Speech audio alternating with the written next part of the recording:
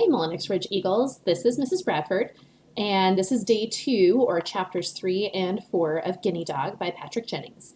And yesterday we left off where there was a boy named Rufus whose dad would never ever let him have a dog, mostly because of how much work and how dirty dogs are. And Rufus's mom came with a brilliant idea of getting him a guinea dog, or guinea pig, not a guinea dog. And Rufus, of course, was really disappointed. But he still named the guinea pig Fido and brought him to his room, and that's where we ended. So, without further ado, let's find out what happens today in chapters 3 and 4. Chapter 3. I was dreaming I had a Rottweiler. It was the best dream I ever had. Then the guinea pig woke me up right in the middle of it. She was gripping the bars of her cage with her tiny pink paws and screeching like bad bike brakes. I heard a knock on the door. I was pretty sure who it was. "Come in, Dad." The door swung open. Dad was wearing his fuzzy blue slippers and his plaid robe over his yellow pinstriped pajamas. His hair was messed up. His eyes were puffy. He was grimacing. He didn't even come in. He refused to set foot in the dump, which is what he calls my room. "What is that awful sound?" he asked. I pointed at Fido. "Why, it's the quiet, clean pet Mom bought me." "It's unacceptable," he said. I nodded. Mom appeared behind him, pouting. I think Emmeline's lonely." "Fido," I reminded her. "Why don't you take her out of her cage and let her sleep in bed with you, Rufus?" I looked at Dad, and we had a rare moment of seeing eye to eye. My mom, his wife, was a loon. "Well, then I'll do it," she said. She bent down and opened the door of the cage. Fido stopped whining and scurried out. She raced over to my bed and started tugging at the blanket. "There, see?" Mom said smugly. She scooped Fido up and set her on the bed. The rodent's little tongue spilled out of her mouth. She wagged her non-existent tail. She ran up my body and licked my chin. "Oh, she loves you," Mom said, beaming. I tried to smile back, but I couldn't make it work. "If she'll be quiet, fine. She can be out of her cage," Dad said. "She'll be quiet," Mom said.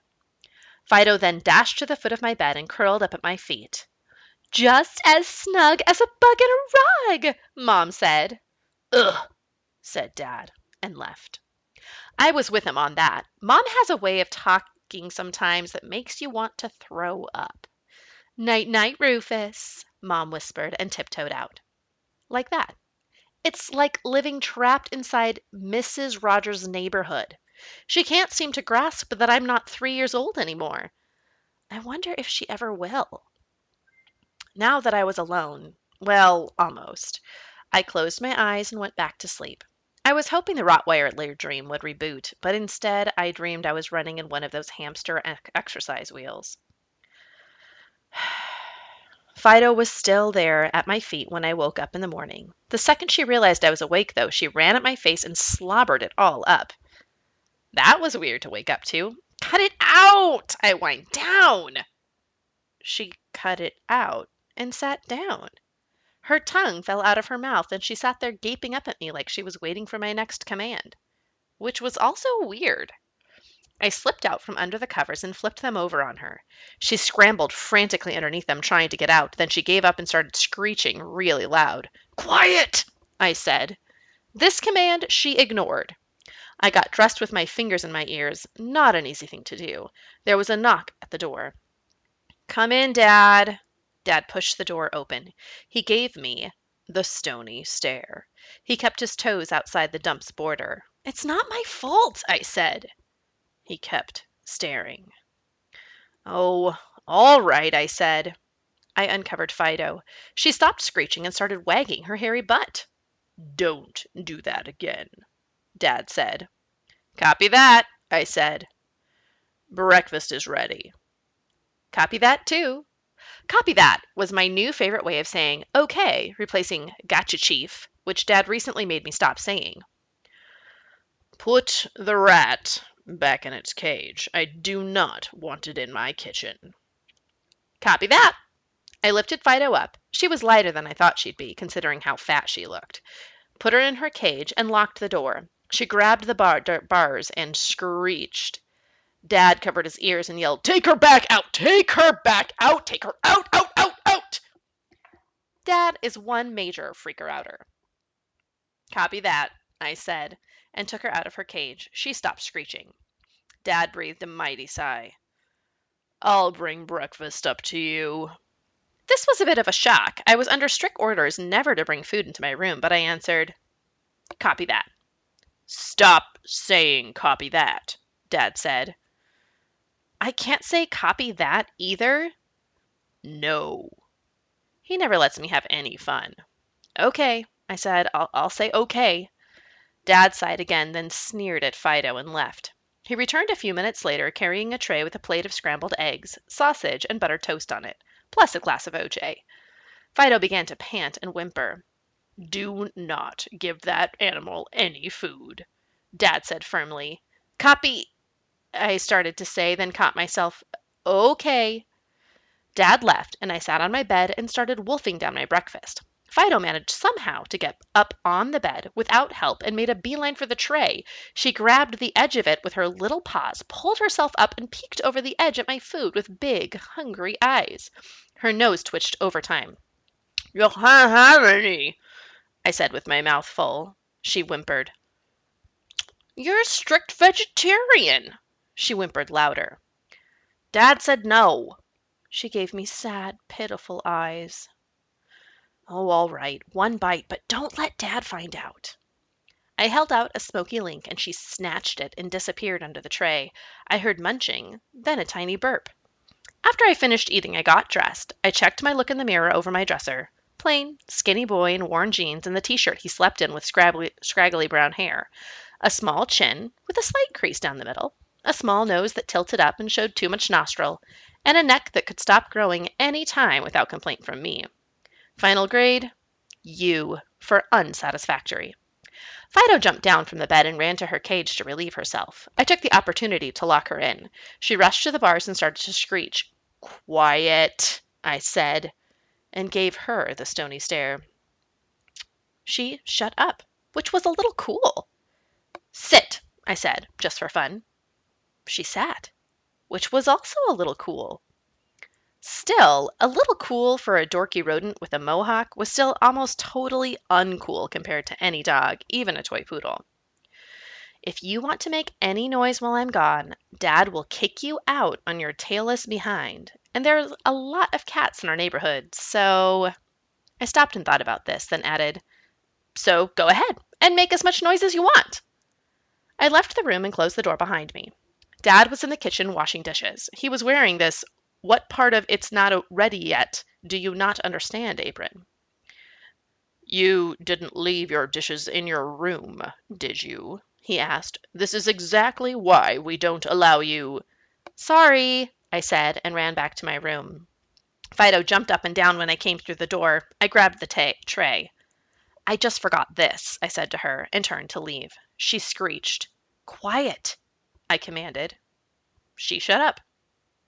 "Good pig," I said. "Is that creature going to screech all day?" Dad asked when I returned to the kitchen. "I have an enormous amount of work to do." I shrugged. "Ask Mom. She's the guinea pig expert." "If it keeps it up, I will not hesitate to return the infernal creature to the pet shop post haste," Dad said.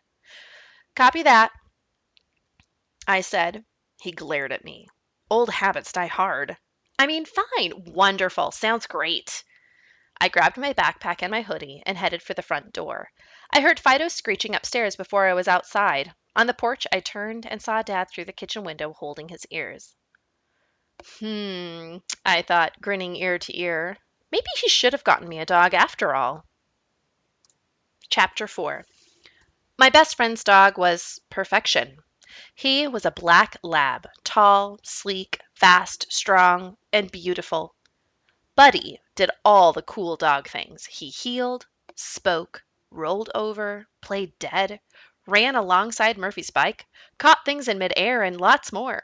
He was the best dog in Rustbury. Everybody in town liked Buddy. everybody but Dad.